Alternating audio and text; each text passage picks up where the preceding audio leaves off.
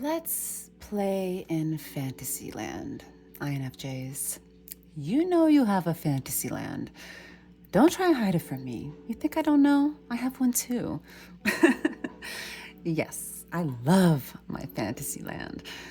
Everything is so good there, and all of my obsessions, they just mingle together in one place, and I get to do whatever I want there. Who wouldn't love that? And you know why we need a fantasy land? I'll tell you why. Because INFJ men and women are always the good ones, right? Forever the good girls or the good boys. It sucks sometimes, doesn't it? Always doing the right thing, being the bigger person or the inspiration for the younger generation. Hell, even for all the other generations too. And INFJs can't help it. They are naturally the good ones.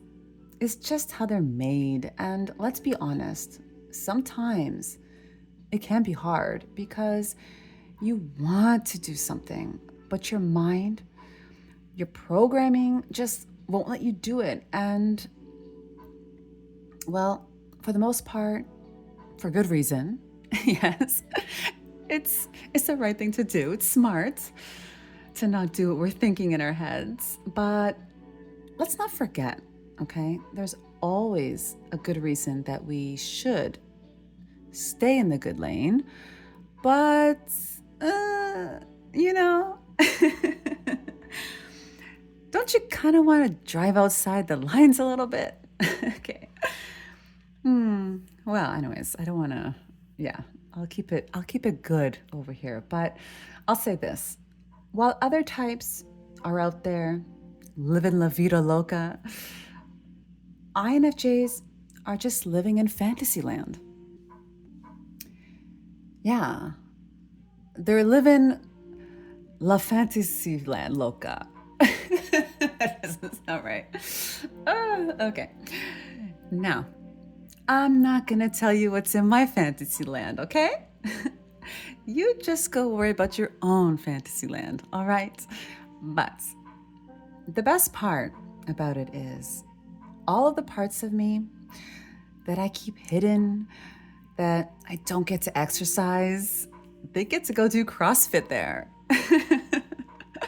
But seriously, I think that land is necessary for a balanced INFJ. I mean, too much of anything isn't good, right? And an INFJ needs to explore themselves in a smart and constructive way because otherwise they just might not do it at all, right? I've done a video on the INFJ imagination. You could say fantasy and imagination are one and the same, but either way, this is why INFJs have this ability.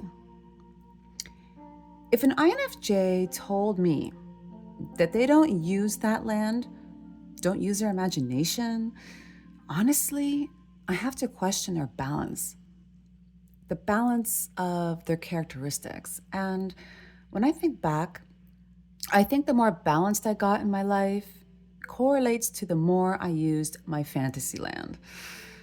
But let me tell you one of the real advantages of it, okay? Fantasy can tell you what you really want in life, what your perfect life would look like. And I don't know about you, but I could never answer that question.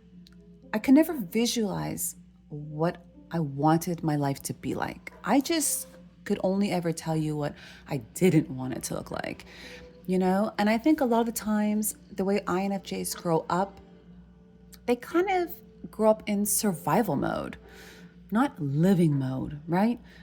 So it doesn't come natural to them to just live however they want to live, right?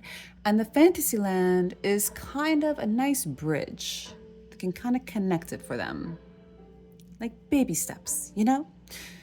So first you have survival mode, and then you kind of come out of it, but you don't quite know what to do. So then you meet Fantasyland. And then maybe, just maybe, you can just be full blast in living land, like in life, and incorporating the things that you really, really want to do, right? So I don't know. I kind of think INFJs need the Fantasyland in order to get to where they would ultimately like to be. I don't know. That's just how I feel about it.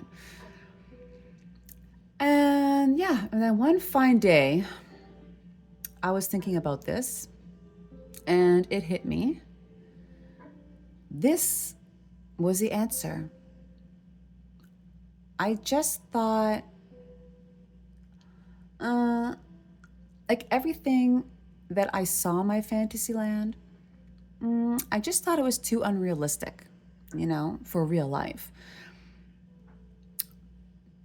It was just like too awesome, too great. But if I could take some of what floats around there and bring it into my life, the ones that aren't harmful or toxic, well, I could be pretty damn happy in life, couldn't I?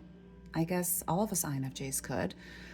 So, bottom line, your fantasy land is a great tool to be used, and it takes guts. I mean, to actually turn some of those things into real life, I can only imagine. But it's a great jumping off point, right?